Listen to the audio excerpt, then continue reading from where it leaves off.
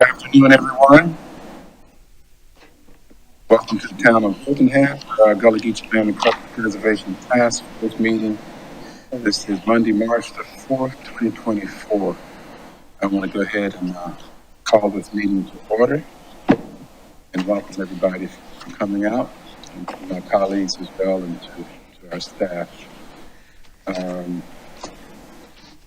We do have an agenda to set before us, so at this time, if there's no objections, I'd like to have a motion to approve the agenda. So move. Simmons has moved. Second. Mr. Campbell has, Okay. and anybody opposed? That's item is passed. Sure. Next, we have the approval of the minutes from our December 4th meeting. Hopefully you had a chance to review those. Pages of corrections. I'd like to entertain a motion to approve the minutes from the December 4th meeting 2024. Mr. Henson has moved for a second. Second. Second. All those in favor? Approve that motion as passed unanimously as well. Do we have any appearance by citizens? No, sir. Amen. Very good. And we'll move right along to our staff reports. 2024 Gullah Geechee Task Force goals. Mr. Aaron Rucker.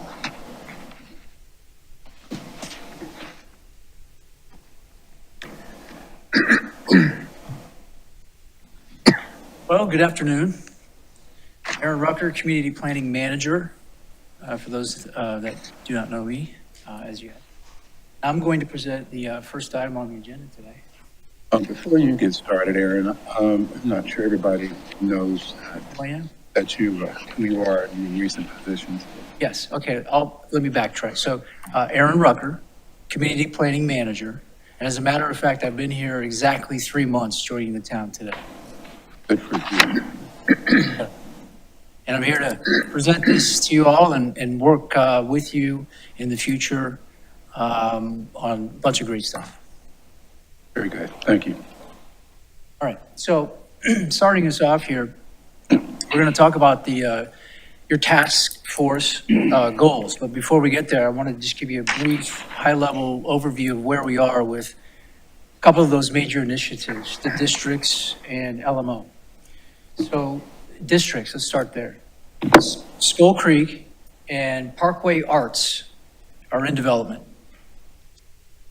You all have reviewed Marsh's and Bridge to Beach drafts previously, is my understanding. Recognize that the district plans coming forward will be more streamlined, in a more streamlined format for deliverables than those previous two. The goal is that all of these 8 districts will be completed this year, and that's exclamation mark. LMO, Land Management Ordinance. So we had a, Before you go there, could I ask? sure. We have to have a map of those districts, kind of something look like. We have a map, we can furnish those to you. Unfortunately, I don't have that right here at my fingertips that I'm aware of. I think it would be good if we, the two that you just mentioned, if we can refresh our minds as to where those two districts lie in the overall outline. Yes, sir, you want to see the 2 and then the overall 8? Yes.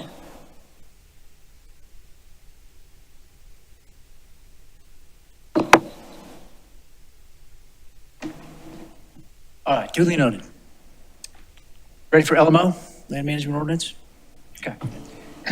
Code consultant kickoff was last month, mid-February. Had a 2-day kickoff with the code consultant. Went very well, talked about code, and then had a nice island tour. 2 main objectives are coming out of this initiative. One is approving the priority amendments, those quicker fix amendments, and as well as overhauling the entire code, the remaining code. You all will be utilized to review changes specifically impacting historic neighborhoods code, and we'll bring that to you. Also wanted an update on our principal planner historic neighborhoods. We have a signed offer from our preferred candidate with the start date scheduled later this month, March 18th. So we're very excited about that. Now, let's get into the priorities for 2024. Yes? I'll go through these. Public policy, there are three: public policy goals, cultural preservation priority goals, and then just continued efforts and refinement of implemented recommendations. This is what we've prepared based on listening to you for this year's work plan. Public policy goals. And I'm reading right from the agenda, the attachment in the agenda. Historic Overlay District. This effort will be addressed through town district planning and LMO overhaul project efforts and will be a priority for this year, 2024. Historic Neighborhoods. GGTF, Gullah Geechee Task Force, will be a key reviewer of plans and policies within historic neighborhoods. Family subdivision, family compound. Regulation refinement will be completed as part of the LMO overhaul project. Workforce housing. Housing initiatives are prioritized and managed through the town's chief housing officer, who is in the audience today, Quincy, and the approved 2022 workforce housing framework. Public outreach. Information center created at Town Hall. F, internal coordination. Coordinate with GGCDC Executive Director, who is Thomas Boxley. I believe he's here as well. On implementation of the Gullah Geechee Cultural Preservation Project Report recommendations. Moving on to cultural preservation priority goals. A, implement Gullah history and cultural awareness program. The curriculum was approved in late 2022. For this year, 24, staff will implement this recommendation through coordinating with the town's community engagement division. And then 3, continued efforts and refinement of implemented recommendations. Historic neighborhood permitting and design studios, family subdivision and family compound implementation, heirs property support for property owners and regional coordination, delinquent tax support program, continued implementation of the home safety, repair, and sewer connection programs, and continue implementation of the small and minority-owned disadvantaged business enterprise utilization program. So that are the priorities for 2024.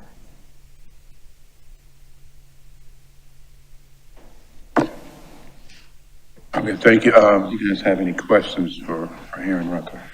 Mr. Hintz? So these priorities for for this committee for 2024, Yes. how did they come about? Well, sitting down, talking with members of the task force, Levon, I think you were there, presented this and we discussed it, and then now we're presenting it forward. Yeah, we met a few weeks ago. I was here, and a couple of us did. I think I had Joyce. You were at that meeting too, weren't you? Yeah. To go over the goals, and this is something we felt was important to do. You know, certainly the first part of the year to see, as we've done in past years, what our goals are. Okay, are they a subset of the Gullah Geechee Cultural Preservation Project Report? Because that's the list that we had been working on, I think 36 items. and how does that list fit with this list?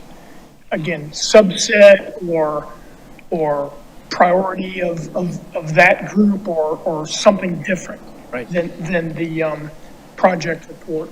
So that's from the 2019 report, right? Yeah. So my understanding is all of this program is channeling through that, initial document, and worked with you all. And I will say, I'll back up a sec. the former historic neighborhoods principal planner took a lot of her notes and information that she had put down, organized those in groups and priorities and who does what. And out of that effort too, we came up with this list. So it's taking that background information and reporting and putting it into this before you now. And so let me see if I can help you out a little bit here, Aaron, because like I said, I know you've just been here the 3 months. Tom, most of these do come out of the work we've been doing with the recommendations. Now, of course, a couple of items have come about since that report was published.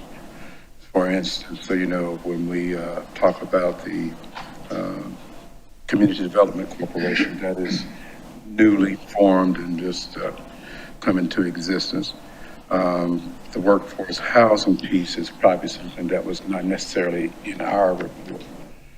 But what I do appreciate from staff is that they are including us as stakeholders, if you will, into some of those projects that are going on that are related to the work that we're doing.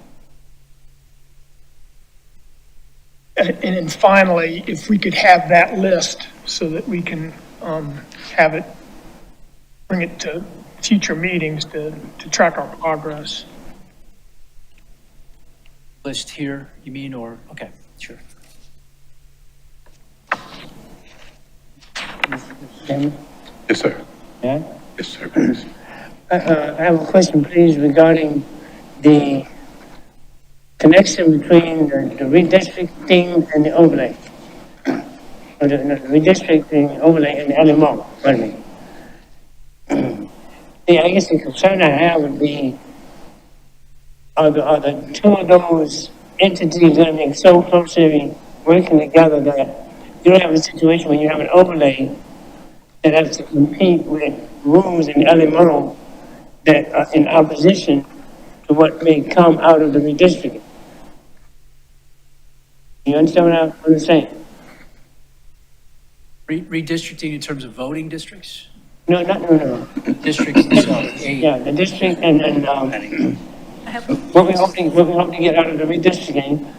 The concern I have is that you have the districts are realigned, and then there's a competing LMO that we've had that in the past, have to deal with that in the past. I'm concerned that the two are going to be kind of closely, They are. together, migrated together to the point where you don't have this, and you have to deal with,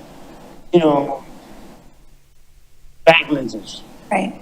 Missy Lewick, Director of Planning for the record. Yes, both projects are closely coordinated. So both the project team on the LMO overhaul as well as our district project. We actually have an owner's rep consultant that is the link between the two projects as well. And the district project is leading ahead of the LMO overhaul and are being closely coordinated. And when the district projects or the draft plans have recommendations for future land use or land use typologies, those discussions are held or we have in our program schedule, because I haven't had those yet, but with the LMO team to make sure that there's nothing in conflict and that the two projects are in alignment with the intended goals from the districts. Thank you. Other questions on our priorities? I have a question, Mr. Chairman. Yes, Ms. Wright. My question is, who will be managing the public outreach from the town perspective, or is that directly to the task force? I'm thinking that it's going to be the person that fills the position for what we knew as the Historic Preservation Administrator. You can correct me if I'm wrong, but Joyce, is your question related to outreach for Gullah Geechee work program activities or? That's on the priority list, yes. Okay. Which one is the internal coordination? yeah, Or IB. Item E? Yes. So the coordination there would be from the community planning team through Aaron and through our new historic neighborhood planner to continue coordination and outreach on the Gullah Geechee work program goals and objectives.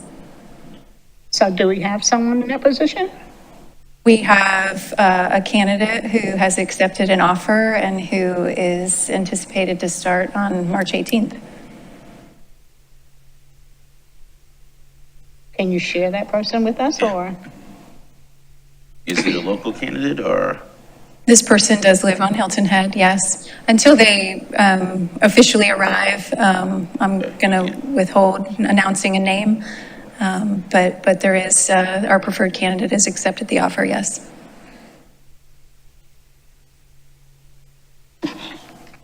So as I understand it, but yes, we want to wait till we get that person in place. As you all know, we've had a couple people in that position, so I think that Missy and the staff are being cautious to make sure they show up on the first day of work. We'll tell my colleagues here that I did have an opportunity to meet with the candidate, and it seemed to be very promising. So I'm excited about that. And of course, Missy Lewick, as we know her as Plan B, will probably be just as excited to have someone in that position, who I think will fill a lot of the gaps. To your point, Joyce, with the public outreach and that connection to the community. And then my second question is with the internal coordination with that, with the GGD, CDC, so the two of them will be working together, or? And, organizationally, working together with the CDC Executive Director on where our work programs have overlap. Certainly that new planner would have coordination with the CDC as well as our whole community planning team. And Mr. Boxley is in the room, so thank you, Mr. Boxley, for being here. For those of you who don't know him by now, he is our Executive Director of the Community Development Corporation. And I also, as I've been watching the process, understand that there will be some overlap in some of the work that he's doing. But I think that this Community Development Corporation will probably have a little bit more legs to it, if you will, and that we'll be able to support the work that he's doing. And certainly he is obviously interested in some of the things that we're discussing here in our meetings as well. Mr. Chairman, I have another Yes, question. sir. I don't know if it's appropriate or not, but I have to ask so I can settle my curiosity. Yes, sir. In regards to the cultural awareness program,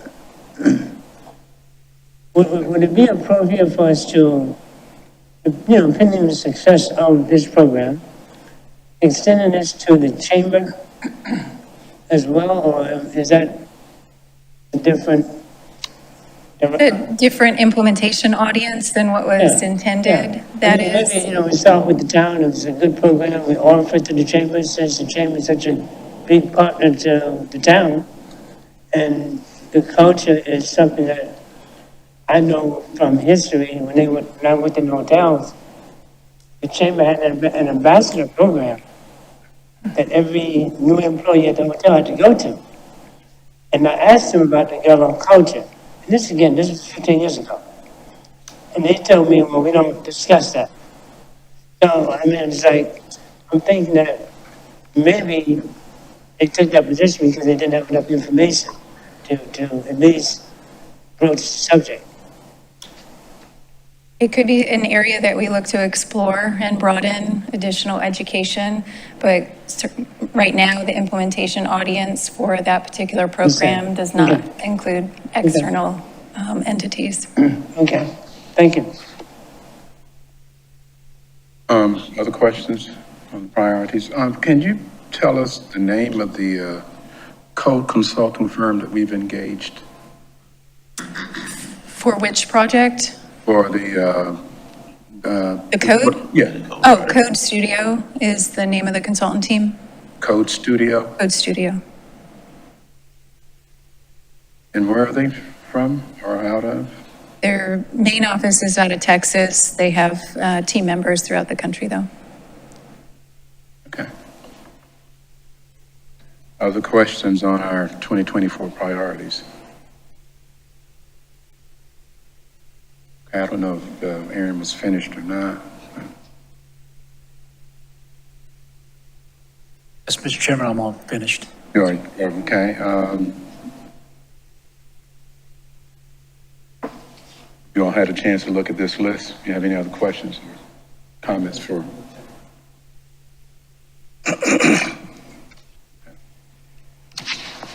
All right, thank you.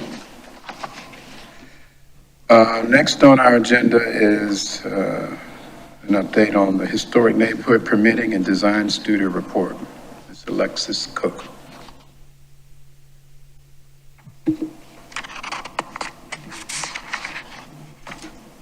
All right, good afternoon, Task Force. Alexis Cook, Principal Planner for the record.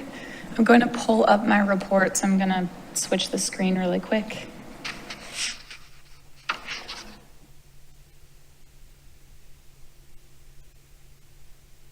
Okay, I am very excited for this month's report. This encompasses January and February 2024, as we're in March now, which is hard to believe. But we have a new family compound application, which I have found does take a little bit of time to work with the applicant through Design Studio to get them to the application process. So I'm very excited to have a new family compound application. It's our 11th one. That does not include family subdivision, but so that's very exciting. They're done with Design Studio, they have moved on, and we're working with them through the process of their application. So, and then we also received technically 3 new cases for Design Studio. One is a historical cemetery case, which is very, very exciting. So overall, I think the Design Studio process is going pretty well. If anyone has any questions for me, please feel free to let me know. Questions for Alexis? I'm excited about the work that we're doing with the Design Studio as well. And again, having an opportunity to speak with Mr. Boxley and how that Gullah Geechee Community Development Corporation will be able to help and assist with people who are trying to do things with their property. But there again is another example of some overlap of the work that the CDC is doing, along with how it can help some of the folks that we're trying to help as well with in the culture. No other questions for Ms. Cook? Very good, thank you. Thank you so much. I guess before she leaves, No worries. we are currently going through the family subdivision and the family compound. And I just want to backtrack just a little bit. We're talking about LMO changes in the redistricting plan. And I guess, I don't know, Missy may need to come back to answer. And it goes back to Ibrahim's concerns earlier. If we have this in progress and we're applying what I would call the new rules, I don't suppose we anticipate when we get to the rewrite that all of this, there are going to be changes to what we're currently doing. This should go forward as it's already been designed and laid out as far as our codes and rules and everything. Overall, great question. I don't think, and Missy can correct me if I'm wrong, I don't think any of the major changes will impact the layout, the site layouts to the majority of the design studios. And when they apply, that date does stamp them to what the current regulations are. Do you want to add? Sure. Welcome to you. So with what we've identified in the priority set of amendments, the family compound and family subdivision changes that we've talked about over the last couple of months with the task force are not in that priority set. They will be in the full overhaul timeline. And I'm sorry, I apologize, I was a little bit late, so I didn't hear Aaron's update. We do, with all of the changes that are coming in the code amendment project, both in the priority set and in the full overhaul, we do intend to utilize the task force as a stakeholder body for review of changes proposed in any of our historic neighborhoods. So I don't know yet kind of what that schedule will look like or how that would be delivered, but we have already built into the initial timeline with the code consultant that kind of review step with the task force. So with that, just know that as we analyze the sections of code that are going to come forward, whether it's in the priority set or the full code overhaul, we would have those discussions before the code is finalized, when it's still in development with the task force, with that lens of the historic neighborhood. So any changes along the way that could impact like family compound or family subdivision, we would make sure that we're checking in with the task force board, that we have identified any possible, conflicts, and would have those conversations as they arise. So I guess I can't really fully answer your question today because we don't have those changes before us, but as we analyze all of the code changes, we're going to come up with like a staff evaluation handout where we identify, what this change is as proposed and what are the consequences, positive or negative or neutral. And so that's some of the background work that we've just started mapping out with the team that's involved in that project. Yeah, and I bring that up to a point because there's been a time or two when some of what we felt we sent back to staff were the desires of the changes that would alleviate some of the red tape that has been so prevalent in our neighborhoods. And it seems somehow, I remember precisely one of the issues on landscaping and buffers, which has been one of the major issues when it comes to either of these divisions, either the family compound or the family subdivision. Those are the little things that get pushed one way or the other that can make a world of difference in how these projects can go forward. So I want to make sure it doesn't get lost somewhere between the two organizations or even the code and the LMO itself when you get there, because a lot of this took a lot of time. And just a simple wording somewhere changes all of this. So I just want us to be very cautious as to what you're currently approving, and what gets to a point where you have a code or rewrite, it just wipes this out, because what she's currently doing is taking a lot of work to get to that point. Yes, and we want to make sure that with all the code amendments, that we as a community are continue to move forward with where we're headed in our development, of the future, and certainly want to make sure that all of the work in the Gullah Geechee Project Preservation Report and those recommendations can be implemented through this work, and that we look at all of those informing planning documents as the background material to advance the projects. So, thank you. Yeah, and as mentioned before, we will have opportunities to put eyes on those changes and developments as they come through the work of the code writers and other policies that might come across that are related to the historic neighborhoods as such. Yeah. Okay, thank you. I have a question. Yes, I'm sorry, go ahead. Sorry, Mr. Chairman. Please. So I just wanted to ask about the 16 of the application that is on hold. And they're for various reasons. And I saw that there are things that the town has addressed in other areas and questions. So how long, or will those 16 applications expire, or? So good question, great question. I do not ever have them expire.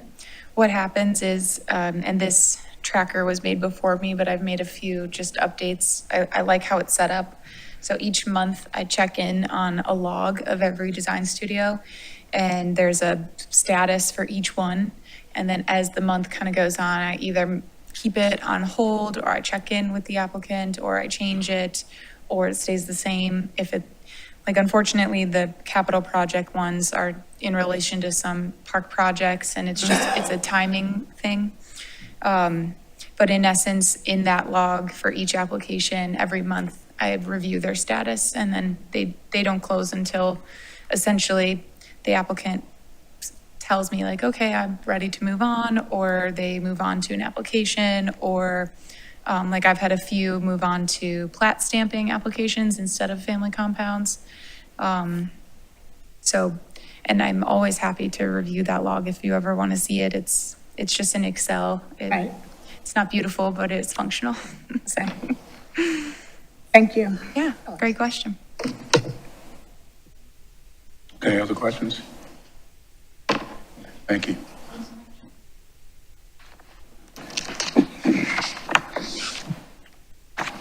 And next we have on our agenda the Home and Safety Repair Program update from Nick Tay Batarientos. Hope I said that correctly. Getting better. Getting better. Good afternoon, Task Force. Nick Tibarentos, Planner Economic Development for the record.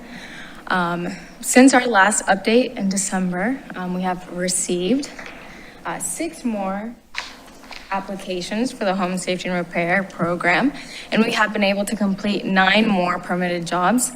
And we're currently have 26 jobs that are pending or are under contract. We have also updated the map for your request to better identify the areas in which the majority of the work is being done. And with that is also their status in the program. So you can see the different color-coded circles there represent all of the updates that we have for you. So the completed projects, the ones that are under contract, the ones that are pending, approved, et cetera. If you guys have any additional comments for that, I can take that back to the team, but I think that kind of outlined everything that you mentioned in December. How's it going with the contractors? I don't work with the contractors, unfortunately, so I'm not really involved in that step of the way. I can definitely get additional information from Chris on that and give you a report on how working with the contractors has been, if you'd like. Definitely, that'd be nice. Other questions for Nick Tay? And you probably have told us before, this program will also be in the next budget for the town as well. Is that my understanding? Yes, sir. And is that in like June or July, I think? Yes, July. The program started in July of 2022. I don't know. This program started in July of '22. There is, in a budget amendment request that'll be coming forward soon to council, a request to amend the budget allowances to potentially fund all of the applicants that are in both the home safety and repair queue and the sewer connection queue. So if approved, then that would accelerate significantly the funding allocated for the programs, and we would be able to implement the projects that are approved but not yet under construction on the screen. Okay. Idea how much money has kind of, any idea how much I'm looking at what we have now, so I don't. new funding? The new funding is approximately, I don't know the total, but it's around 900,000.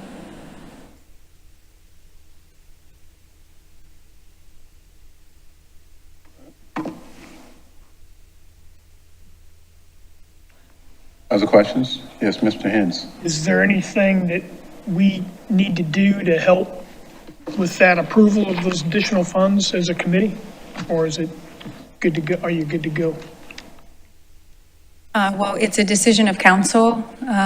This body is a recommending body to the Planning Commission, but you could decide to make a motion and recommend something out to the Planning Commission that then could be recommended to council, but that's up to you. I'd like to make that motion if it's okay with the chairman. I'm sorry, what is the motion? The motion to refund this program to the tune of $900,000 to get us another year's worth of funding for home safety repair and for sewer connection. Okay, and that is something that we can document and send up to the Planning Commission, right? If there's a motion, I mean, I'd like to second it if there's a motion. If I just wanted to make sure I understood the motion, made it clear first, and we all understand the process. Because this is just a recommendation, pretty much. We don't have any decision-making authority here. But I mean, if there's, I mean, unless I guess, Tom, maybe we misunderstood, that, Missy said that we could make a motion to recommend, or to follow through the recommendation, so I thought that's what your motion was about. Yes. Oh, okay, That's how I understood Mr. Hens's motion as well. right, Yeah. and I second that motion, so, Yes. Mr. Chairman, if you see fit to carry that, then I guess we can move forward, but if Yeah. not, Yeah. I mean, that's fair enough. I think we can make that motion, right? Mr. Hens has presented a motion and Mr. Simmons has seconded. All those in favor? Any opposed? Okay. Was that unanimous, Ms. Wright? I didn't know if I saw your hand. Was your hand? Okay. Okay, that was unanimous for those of us who were present. Thank you. Other questions? I do have one Yes. question. Yes, sir. On the sewer connects, the map shows you have 24 completed connections. Is that the overall plan that is submitted initially to, I think, Deep Well?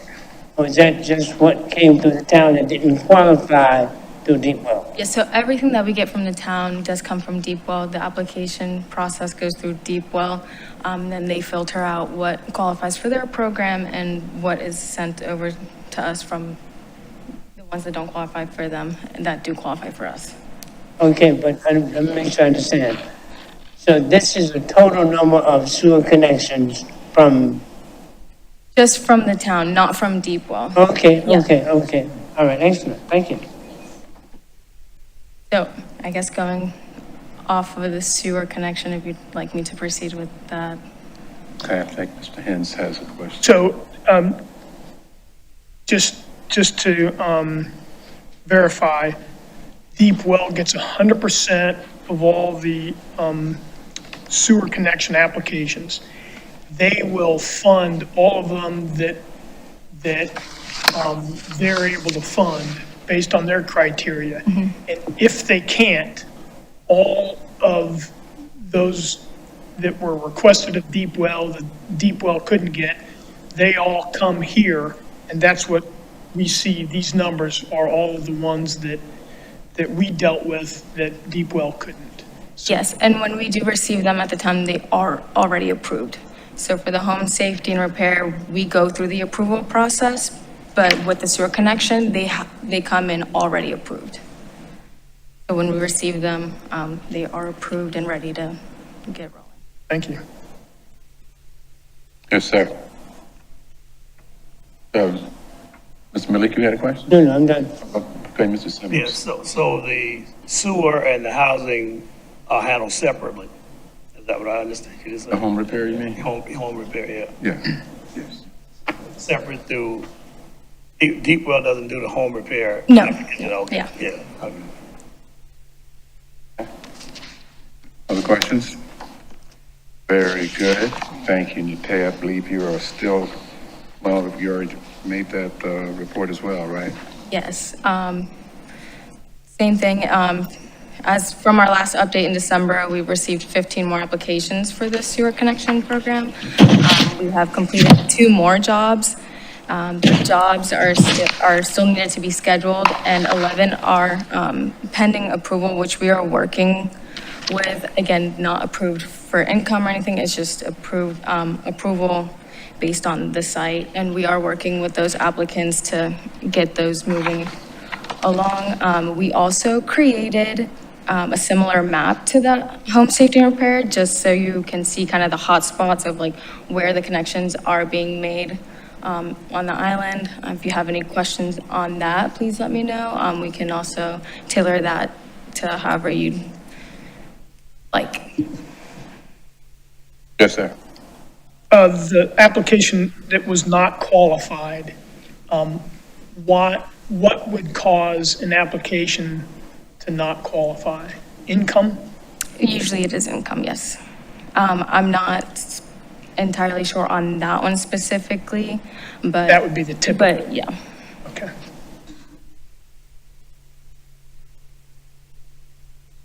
questions? Okay, all right, great. Thank you, Nick Kay. Before I get to the next item, I want to take a moment and pause and just to acknowledge the presence of our council members, Ms. Becker and Mr. Brown. Thank you all for being in attendance as well. Of course, I already recognize Mr. Boxley from our Community Development Corporation. Okay.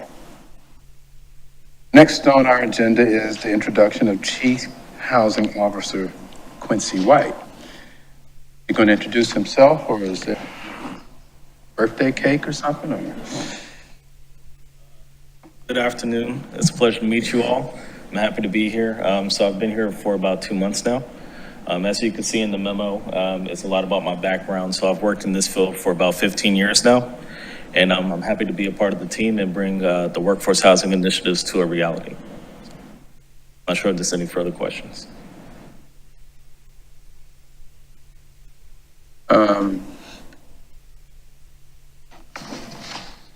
So, I'm sorry, you said you've been here about 2 months? Yeah, about 2 months. I started January 2nd. Okay, very good, very good. Well, welcome. We're glad to have you in the community and on the staff for sure. How much do you know about the workforce housing framework that you can possibly share with us at this time? Sure. So I know there's several priorities that are part of the workforce housing framework, many of which, in my position, I'm held responsible to implement a lot of those initiatives. So from our displacement mitigation support plan to our small home series to expanding workforce housing throughout the island, if that's through density bonuses or commercial conversions, I'm responsible for really trying to implement these initiatives and take it a step further. And I'm assuming you've found your way around the island and familiar with most of the areas? I'm getting there, not quite there yet, but I'm getting there. I was able to move on the island officially about 2 weeks ago, 2 to 3 weeks ago. So my wife and my daughter and I are really happy to be here. And, we're trying to make sure that we go out each weekend to get a sense of the island and the culture here. And this is why we think that this preservation awareness program is so important, so that when we do have new people on staff, they can familiarize themselves with the island, and in particular, those historic communities that we serve and represent. Have you had an opportunity to take the tour? Unfortunately, I was not able to. I was actually still in Virginia when the tour was happening last, but I do expect to be on the next tour that's happening. Well, we have a member here on our task force that can probably tell you a little bit more about that and maybe even give you a discount. Oh, yeah, no, he could go for free. There you go, there you It's on the go. record. All right, well, thank you, sir. It's on the record. I appreciate So it. you don't have to wait till the next time. Just Right. let us know. We'll definitely let you on that tour. Okay, well, if you don't mind, after the committee meeting, if I could connect with you and talk further with you. Definitely. That would be great. Other questions for, Yes, Mr. Chairman? yes. Thank you very much, sir. I just wanted to know if you have any kind of, have you been given any kind of idea as to what the workforce housing needs are versus what we have now in terms of, the task overall? Well, I know there's been some reports that have come out that said that we need to expand housing, upwards of, 1,000 to 2,000 units a year, which is really hard to do. I think right now we're trying to take incremental steps to really, expand on our public-private partnerships, continue the work in regards to North Point, making that a reality as well, and taking the small steps to make workforce housing a reality on the island. And the other question I have is regarding the small home series. Yes, sir. And I know maybe you was going to be working on it this year, but can you give any idea as to how that would favorably impact the Gullah communities? Oh, wow. That's a good question. I'm not sure if maybe Missy would like to speak more into that, but, at least from my perspective, having plans already developed that are approved by the town, that are affordable in regards to building on the island, I think could not only benefit the Gullah community, but could benefit those throughout the island. So that's the hope, that, when you come to town hall, you will be able to pick out a pre-approved layout for a home. And it could be, from, partners that we're already working with that have been pre-approved. It could be at an affordable rate. So that's our hope. Have you worked with anything like that before? There are models similar to this throughout the country. You can see those in Bluffton. They have similar models. Port Angeles is a model that Missy and I were looking at as well. But there are parts of the country that actually do this type of program. I think just to answer that question a little bit more, I mean, a lot of the program innovation that we're looking for and how it could impact some of the historic neighborhoods is to remove some of those development barriers. And the Small Home Series does that because it eliminates the need to hire an architect and to go through some of the planning and permitting review timeline and process steps. So it saves money and it saves time, and they're already pre-approved. They meet, island character, and we're looking to develop a menu of housing options through this Small Home Series. And so I think it could be something that could be a really great implementation tool across the island, and certainly also within the historic neighborhoods. And if I could, just because Quincy didn't say enough about himself, I didn't know that he was shy. Oh, yeah. But he really did come to us with an enormous amount of housing background, mostly in homeless services. But a lot of that work is translatable into our workforce housing program. And in the short tenure that he's been on staff, he's already dove in and taken full ownership of the workforce housing program, identifying detailed, 2024 work plans, and taking over the meetings with the chair for the Housing Action Committee and preparing all the content and materials for that body. And I think has kind of gotten to know the community a little bit more, and our staff internally has participated in some a district planning 2-day workshop when he first started, and really understands how all of the work program that we're doing in community development and definitely in the planning section of community development is all related and interrelated, and how housing is a significant component of that work program that he's on task to help us solve. So I'm really excited to have him here, and he does bring a wealth of knowledge and experience to the table, and really has dove right in, so. Yeah, I'm sorry, you had a question? Have you had a chance to talk to this young guy over here? Are we referring to Mr. Boxley or Councilman Barnwell? Oh, Mr. Barnwell, I have not. Now, I have been not a part of, but I did sit in on the CDC's meeting, and I was able to hear him speak, but I haven't had an opportunity to meet him yet. I was hoping to do that today. All right. He did the first low-income housing development on the island, native too, so definitely talk to him when you had a chance, okay? Will do. All right. I'm sorry, Ms. Wright? Yes, thank you, Mr. Chairman. First of all, I'd like to say congratulations and welcome to Hilton Head. Mr. White, I had a question in regards to, you said that there would be a menu of housing, possible for work housing for applications coming in, showing whether or not they could qualify on different levels for housing. Did I hear you wrong, or? I don't think I spoke on that, but, our hope is that, there's a range when it comes to workforce housing, when it comes to AMI levels.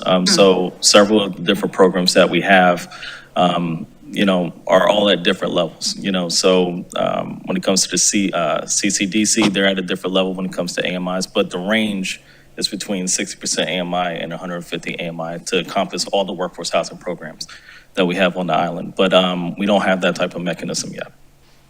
So would that be a cost to anyone, or anyone can come up and inquire about those, or information purposes? I would say so. That may be something that we could probably develop to allow folks to have more of an idea of if they qualify or not for these type of programs. Right. I think that they should, at least they'll have some idea of knowing whether or not they qualify or how far they can go in the application process. Yeah, we could certainly work on developing that. Thank you. Yes, ma'am. Other questions, Mr. Henston? Yeah, I was just going to ask you, Mr. Chairman, this is such a critical work for the town, then I was wondering if we could have Mr. White or maybe just summary information at all future meetings, just to keep abreast of the progress that you and your area are making here on the island. I think that's possible. I'm sure that the staff is going to be working pretty closely with, if we can get a report on his progress or whatever challenges he may be facing, and that we would hopefully all be in support of the work that he's doing.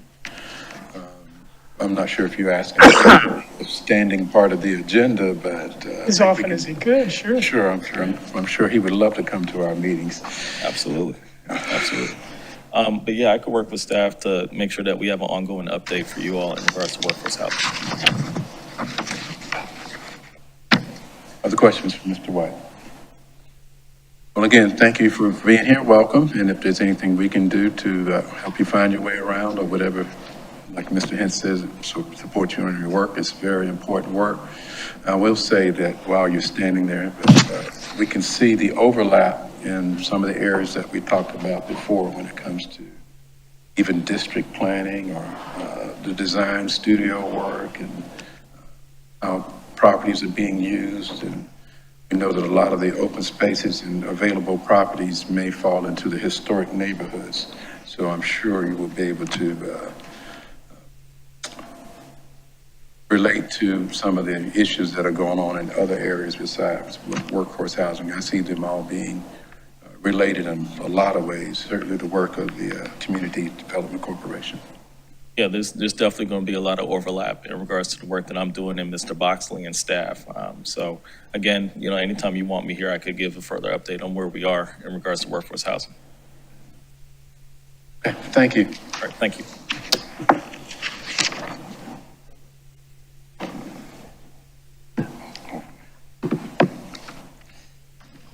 Okay, next item we have on our agenda is Fort Howell Conceptual Plan Review. This is George Benino, and the president of Hilton Island Land Trust. Welcome, sir.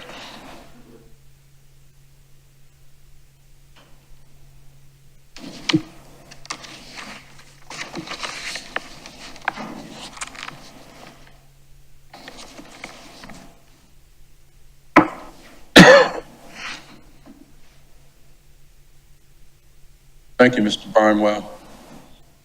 Good to see you.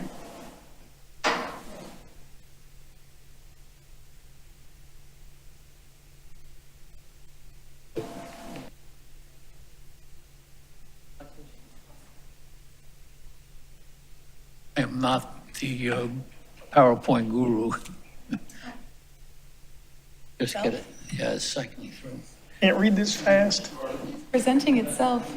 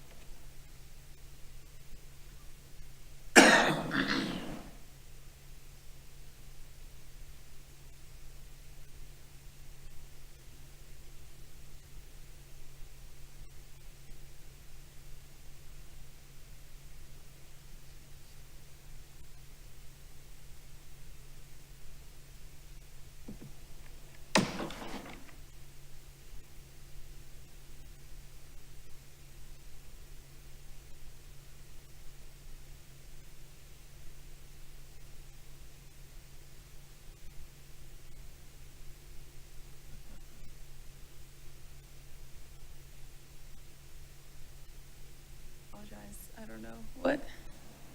Oh, use timings. Oh, got it. Hold on. There we go. I'll see. Lucky I didn't wear my shirt. I apologize. That should. The blue is Good afternoon, everyone. My name is George Benino. I'm the president of the Hilton Head Island Land Trust. I appreciate the opportunity to talk to you today. I want to give a very brief presentation. introduce you to the land trust, and more particularly to talk a little bit about Fort Howell and our plans for Fort Howell. So the first thing is, what is a land trust? Land trusts are found throughout the country. They're not particularly tied together, but they all have the same goals. Land trusts, basically, ours for sure is a private nonprofit organization. We acquire land either by ownership or through conservation easements, most often through conservation easements. And especially in Hilton Head Island, it was set up to limit commercial development, but its principal purpose is to preserve particular habitats, important habitats, and important historical properties. As far as Hilton Head Island Land Trust is concerned, we were founded in 1987. We're a nonprofit organization. We have no employees. It's strictly a voluntary organization. Our first property was both the Whooping Crane Conservancy at 137 acres and a Cypress Conservancy, both of which are in Hilton Head Plantation. They're not easily accessed by the general public, but we regularly make arrangements for the general public to get to those two properties. We have something over 300 acres at the north end of the island that we protect, and we have a number that are owned and a number that are just purely conservation easements. We have a 12-member board, and we have 5 properties at the north end of the island. I know this is a little bit difficult to see, but maybe I can do it this way. This is the Whooping Crane Conservancy within Hilton Head Plantation. For orientation, this is 278 coming down in here. This is Beach City Road in here, and this, of course, is the airport. So we have Whooping Crane Conservancy and Cypress Conservancy. We have a relatively small property that fronts on Main Street, directly across from Museum Street. This is the Northridge property, a 67-acre property. That's a beautiful piece of land with a couple of lagoons on it. And then specifically for today, this is Fort Howell, just off of Beach City Road and Dillon Road and Fishhall Road.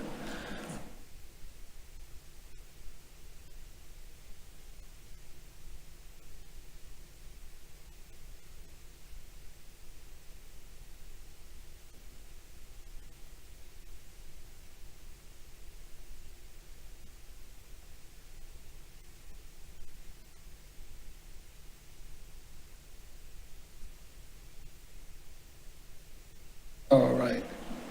Mission of the Land Trust is to preserve and protect critical habitats and historic properties, historical parcels of land on the island for the future. I want to talk particularly about Fort Howell. It's a 5.5-acre site, not very large, adjacent to Beach City Road. It's a large defensive earthwork fort that was built for 27 cannons.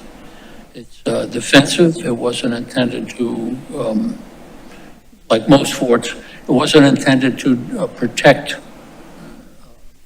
waterways, but instead was intended to protect Mitchellville specifically. It was constructed by the 32nd Colored Infantry and was completed by the 144th Infantry. Built between August and November of '64, placed southwest of Mitchellville, the Freedmen's Village of Mitchellville. No battles ever took place there.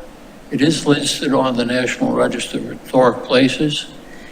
And we have been fortunate over the last few years to receive grants from the town through tax funds, We have had a few small grants through the bargain box, and we have received a very generous grant from the Department of Recreation, South Carolina. All of these grant funds have been used to improve the property. Most recently, and with funding from the state, we have embarked on a long-range planning project to further develop the property. And that's really why I'm here to talk to you today. This is a map. It's a little bit of an old map, probably about 5 years old, of the property. It consists of two properties that now are one. These two properties right here. And overlaying it, and it's difficult to see, I know, is some topography that shows the actual outline of the fort. What you'll see with this is that the property lines are very, very tight. The property was given to indeed was given to the Land Trust in 1991 by Greenwood Development Corporation. Greenwood was the developer of Palmetto Hall, the plantation, the community that is actually on three sides of Fort Howell. The Greenwood Development realized that they had an important piece of land here. They're looking for a way to protect it, and they therefore gave it to the Land Trust. It's adjacent to a driveway, and we actually share this driveway with Palmetto Hall. This driveway serves as the back entrance, the emergency access really to Palmetto Hall. And lastly, this area over here is, to the right, is a ball field and recreation area. So that's the setting. As we go forward with the plan, what are our overarching goals? These are our overarching goals. Preserve and protect, number one, the delicate earthen structure. It's subject to erosion, it's both from natural forces and from just a lot of use, people walking across and over it. We want to educate visitors about the fort and its purpose and how it was built, what its history is. Importantly, to explain the fort's relationship to Mitchellville. Of course, it's right next to Mitchellville, just a few hundred yards away from the developing park there. And finally, to improve the visitor's experience. We engage Wooden Partners, who's well known on the island. Wooden Partners developed the plan for Mitchellville Freedom Park, and it also developed more recently the plan for the Mid-Island recreational tract on behalf of the town. And we asked them to make sure that what they developed for the Land Trust really integrated well with what has been done on other parts of the island, so we weren't an outlier. And they came up with this plan.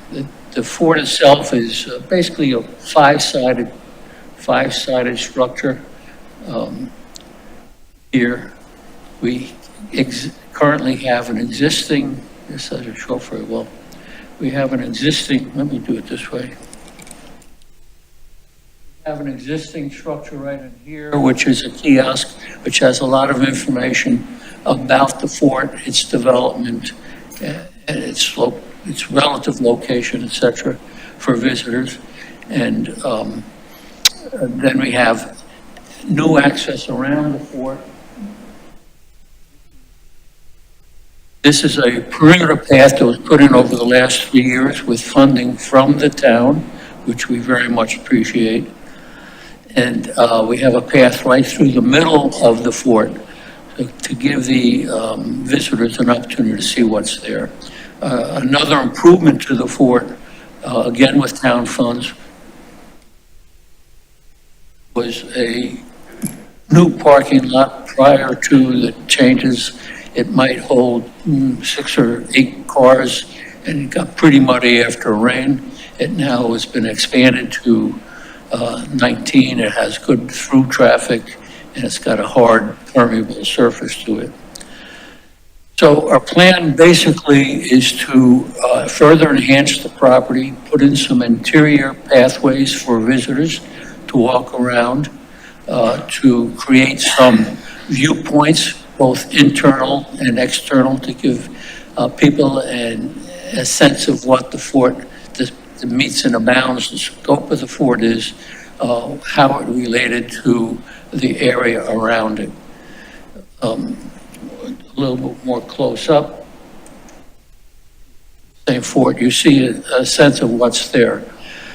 We have been trying to gather information before we finalize the report, the plan, excuse me. Before we finalize the plan, we've been trying to get input, responses from the community at large. We have been meeting, we've had several meetings now with town representatives, for their review and their suggestions. I met briefly with Councilman Brown about this, and we're really looking to get input from the community at large. So as far as I'm concerned, the meeting today with you folks is part of that. I'm hoping that we can soon host the community at the site itself and show people around, share with them the plan that you're looking at, and get their thoughts, get their suggestions. So I want to emphasize that this is a draft plan. It's not finalized. We're looking for comments. We're looking for suggestions to improve it. We're trying to figure out how to best tie Fort Howell and Mitchellville more closely together for the visitors that do come here. And finally, how to improve the visitor experience. We do get a fair number of people to Fort Howell. We have a people monitor, people counter, we call it, and we get 5,000 to 6,000 people a year. Most of them we know come from beyond the local area, from across the country. And surprisingly often we get people from overseas who are visiting here and come and visit. So we're looking to make it better for everybody involved. Be happy to answer any questions. Thank you. Okay, thank you, Mr. Benino. One last thing, I have,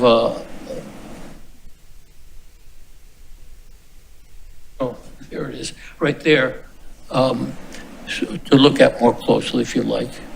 So. Questions?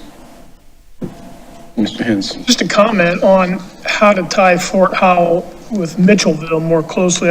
What did it for me, I didn't know until I visited Fort Howell that it was built specifically to guard the entrance to Mitchellville.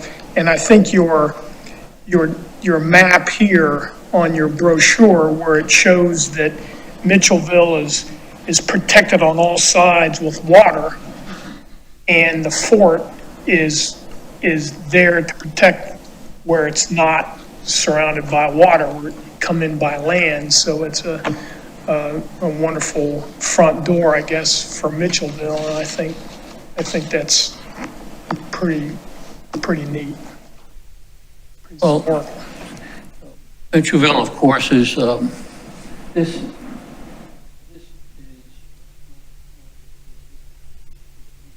road. Just walk down Beach City Road, 100 yards, you get to Fish Hall Road, Dillon Road. You walk another 100 yards or so, and you're at the entrance to Freedom Park. So we're very close. The plans that Wooden Partners put together include a restroom there. It's expensive. I'm not sure that we need it. That property does not have any utilities. It doesn't have water. It doesn't have sewer. If that was ever done, it would be very late phase of the project. But it's in the plan nonetheless. Yes, sir. Are you engaged in any kind of active marketing on Fort Howell? We do. We have engaged a marketing consultant, and We tied together with the town and some of its marketing. We recently had an article in Condé Nast magazine, travel magazine, if anybody's aware of it. We get a lot of local press. You may be aware that the Land Trust hosts what we call a raptor cam, some cameras up on a high pine tree that overlook initially eagles, but now they're overlooking great horned owls. And for that, we get views from literally around the world. There's not a lot of countries that haven't had somebody look at that. And when we do that, we very purposely have people going to the Land Trust website. The Land Trust website does a nice job tying the Land Trust to Hilton Head and to the Low Country in general. So we're working hard for marketing, get the word out. And just a follow-up to that would be, Mitchellville does several major events every year. Mitchellville does several major events every year. Are you aware that the Mitchellville community does several major events every year? They could possibly be a good tie-in for Fort Howard during their times of their major events. So do you know that Mr. Ahmad Ward was in charge of the Mitchellville project? It's like a lot of questions today. It's a good question. What we're dealing with here are different ownerships of the property. So the Land Trust owns and fee the property. We're responsible for it. Of course, Mitchellville has, I assume, is owned by the town and has its own Partnership, management structure. We try to work together with Mitchellville. We try to communicate with them. We can do a better job for sure with that.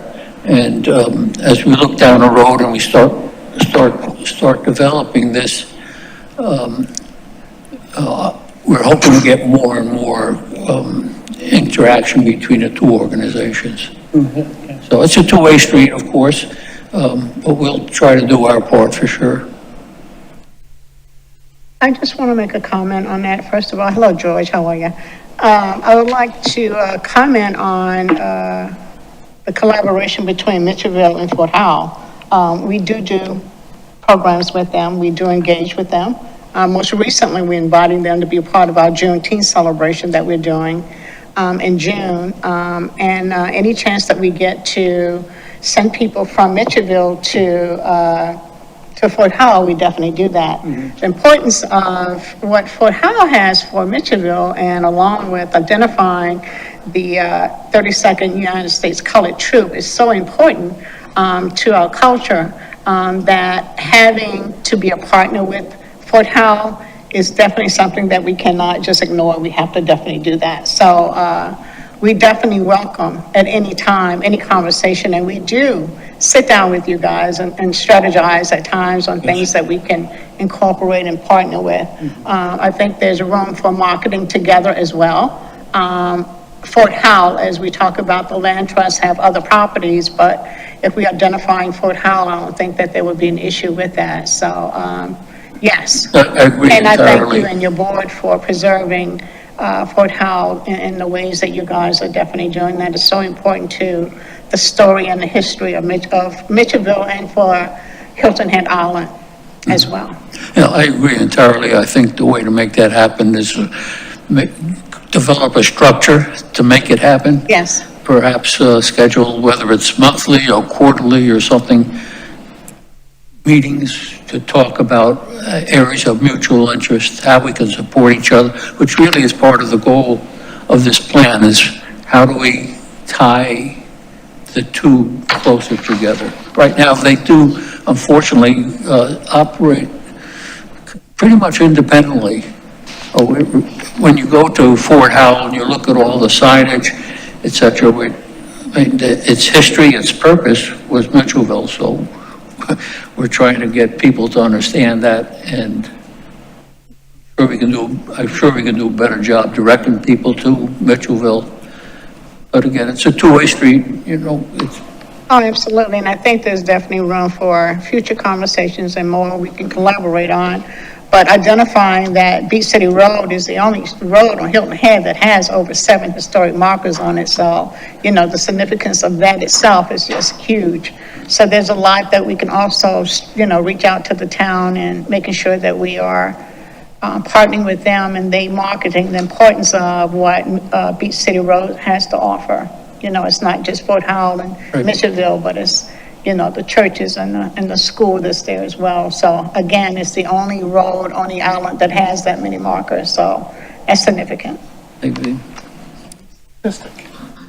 Okay, very good. I was hoping that Ms. Wright would share some information with us about the relationship and collaboration with Fort Howell and, of course, with Mitchellville. Mr. Benino, I have a couple of questions for you just about this particular project in particular.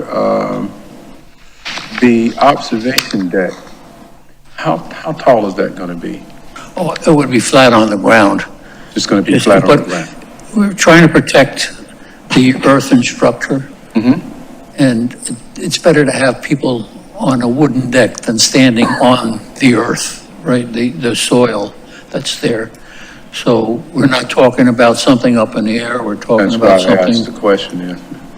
right on the parapet of the fort. Yeah. And this plan shows a moat around the fort. Is that moat still, it's not really filled with water or anything now, is it? That moat was constructed as part and parcel of the fort. It never was intended to be a wet moat, as people think about a castle and a moat with, et cetera. It's a dry moat. It's been depressed about 3 feet. It was excavated about 3 feet below the ground surface. It provided the soil for the walls of the fort. It was also obviously a defensive structure. On the interior side of the moat was an additional 3-foot ditch about 6 feet wide. Between the ditch and the walls was a wooden palisade. And then you had this very steep slope that still exists there. So if you were a Confederate soldier and you wanted to go after the fort, you had a couple of issues to deal with before you got to the fort. So it's all part of that structure. It's all there. It's a little bit subdued by a lot by erosion and vegetation. We've spent a lot of time over the last few years and a fair amount of money, frankly, clearing a lot of the vegetation out of especially the interior of the fort. 2 years ago, if you walked into that interior pathway, it would just be a wall of green on either side of you. Now, when you walk into the fort, you can actually see it from side to side, from edge to edge. So now, finally, people who are visiting the fort can understand what's there. So. And so you're doing tours when people come, or you can schedule tours if people come out and want to get to you. Are you scheduling tours for folks when they come out there and you take them around the fort so you have a little more area to show them there? That's correct? We do have a fair number of tours that go through, and we'll give tours if somebody requests it. We try to organize periodically, not very often, organize tours. As I said, we're looking for input from the community before we finalize this plan, and I'm hoping before the end of the month, before the leaves come in fully, so there's still some reasonably good visibility, to host the community, particularly the Gullah community, and put the plan up, walk people through it, answer any questions. Yeah, so I'm just asking different questions, like what the replica cannon and things like that. Those are the actual places where those things were located? Yes, I'm sorry. yes. Okay. Yeah, so all of the stuff you have is in place, that's where they were actually located, like the replica cannon and all of that. All of that is preliminary, you know, whether we put a cannon there or not, I'm not sure. We'll have to see if we have room for it, for one thing, once we kind of measure everything out. But Yeah, well, the reason I asked the question, of course, is the history that is there, if it's as close to being correct as possible, with some of the things that you've unearthed, during the general locations like the moat and the cannon and, certainly the deck there. But that, as I understand it, is just a flat observation deck. It's not something that you said you can't get up in the air and look around the whole fort. well, these are concepts that Wooden Partners has thrown out to us. We're not trying to restore the fort. I mean, that can be done, but that's huge funding, and it really, no longer are you preserving and protecting. Now you're trying to make it into something different, if you will. But we want to showcase it so people can understand it. Okay, it's a very significant part of our history for sure. I just want to comment, I think one of the significant and most important part of the Fort Howell is the fact that it is an earthen fort, and you don't find a lot of those left around, so having to preserve it by putting some kind of walkway, boardwalk is significant to this plan as well, so people weren't actually walking on top of the dirt, and having it corrode. So, having this plan definitely will help with the corrosion of the fort as well. So I think it's a great plan.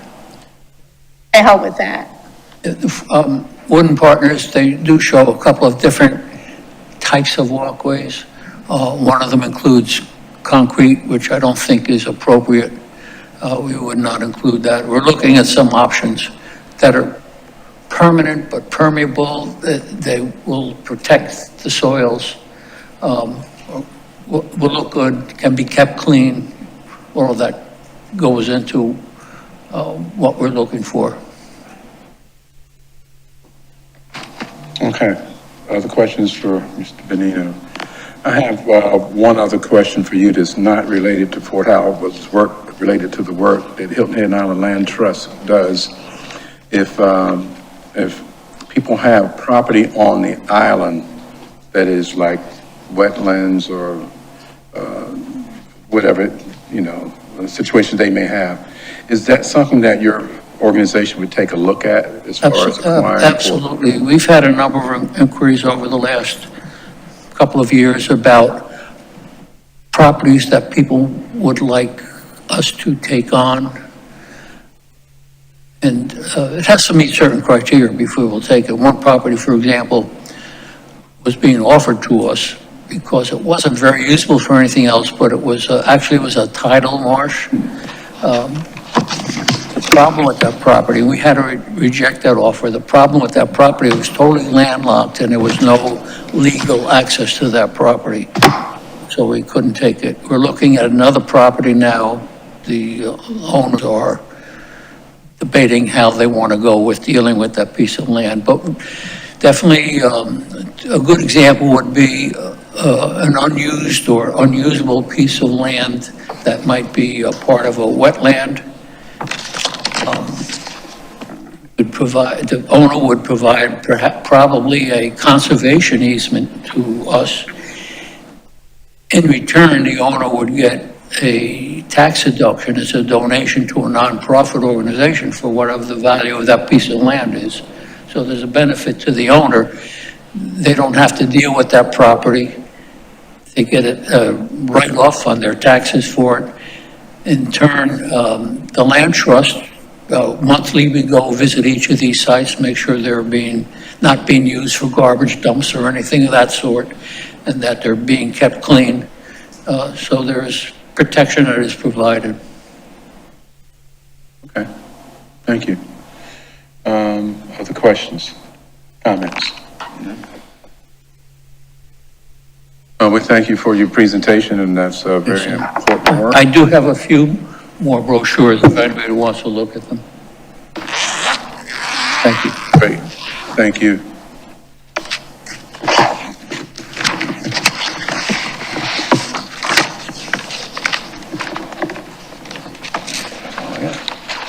Okay, just before we adjourn, I wanted to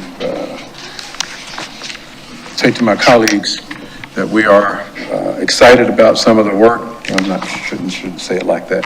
We're excited about all the work that we're doing. And I have to commend the staff for their forging ahead, and certainly excited about filling the position for our community historic district planner, whatever that title will be.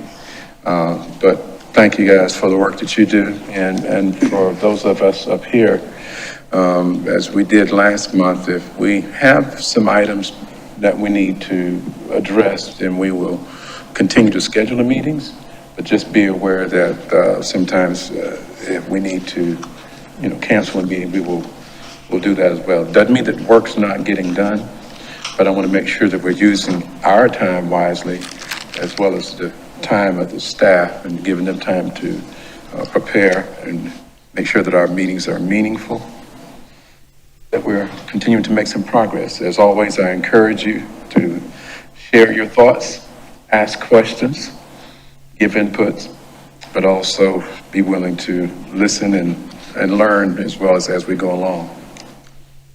With that, I have no more items on our agenda, and at this, yes, sir. I'd just like to just let everybody know that the Gullah Museum of Hilton Head is sponsoring their oyster roast, the annual oyster roast, this Saturday. This Saturday? This Saturday. Yeah. 11 until 4. 11 to 4. How much are tickets? You gotta ask, you can't afford it. But I heard about the oyster roast this Saturday. You got any special musical guests on there this Yes, Saturday? sir. Yeah, a lot of music special guests, yes, sir. Yeah, anybody I know? Yes, sir, somebody you know, somebody you see every day. No, John, it's, I I think will it's, be out there Saturday, yes, sir. you know, admission is $10. Okay. The oysters, all you can eat is 50, and there also going to be other food vendors there as well as a program. And Mr. Levon Stevens is a part of that program, along with, Ms. Smalls. We have, spoken word, we have, musician, we have storytelling, some of the traditional, activities. But it's a good day to be out. I think the weather'll be good, it'll be nice. There'll be some oysters with us. Okay. Very good. Thank you all. If there's nothing else, thank you, Linda Pickett, for being here. Of course, Chet and the rest of members of our public, thank you for sharing your time with us. If there's nothing else, then I would entertain a motion for adjournment. So move. We find ourselves adjourned. Thank you, ladies and gentlemen. Have a good afternoon.